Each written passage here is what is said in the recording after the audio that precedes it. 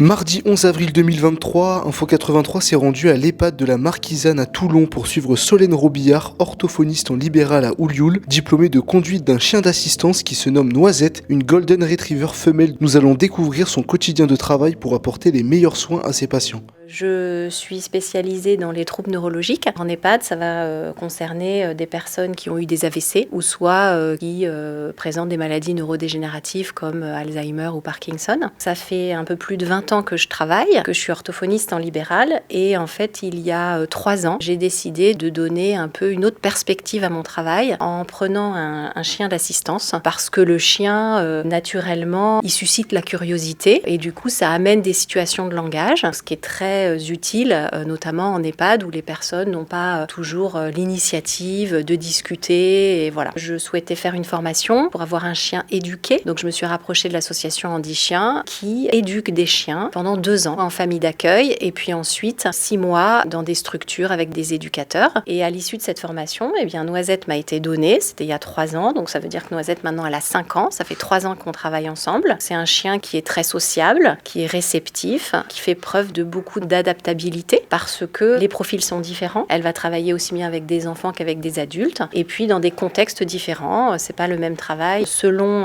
la pathologie, l'âge du patient et ce qu'on souhaite travailler avec le chien. Eh bien, l'orthophoniste va utiliser des approches thérapeutiques en faisant intervenir le chien. Noisette, elle travaille pas tout le temps pendant la séance qui va durer une demi-heure avec des ordres de façon active. Il y a des moments où moi je vais faire mon travail d'orthophoniste où là, bien, elle est juste là. Et de temps en temps, quand le travail qu'on fait sur papier est un peu difficile, eh ben, on vient souffler en parlant du chien, en parlant d'autre chose et voilà. Le chien d'assistance, il a un potentiel d'attractivité et de motivation qu'on va utiliser dans un cadre professionnel. Elle va plutôt être là pour stimuler les fonctions déficientes pour des personnes qui ont fait des AVC et plutôt là pour maintenir les capacités restantes pour des personnes qui ont des maladies neurodégénératives. On avait travaillé sur la mémorisation et la compréhension des consignes. La personne doit retenir une série d'actions que fait Noisette de façon immédiate. On a fait un travail de réminiscence, c'est-à-dire une évocation de souvenirs. La présence de Noisette sur le lit, à ce moment-là, ça facilite l'évocation des souvenirs et également l'expression des ressentis par le toucher. Et c'est là où Noisette, elle va vraiment jouer le rôle